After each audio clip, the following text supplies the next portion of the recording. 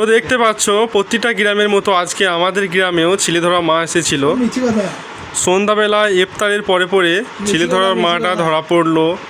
তো জিজ্ঞাসাবাদ করার পরে ওকে বললো নাকি 4 জন আছে ওরা, তো আরও 3 জন এদিকে ওদিকে আছে। তো সবাই সতর্ক হয়ে থাকবে এবং সতর্কভাবে থাকবে, বাচ্চাদেরকে চোখে চোখে রাখবে, একদম একা ছাড়া যাবে না। আর এই যে দেখতে পাচ্ছ ছেলে ধরার মায়ের কাছে এই সব জিনিসপত্রগুলো ছিল, বই ছিল, তারপরে কিছু পাউডার ছিল, ট্রেক এইসবগুলো ছিল।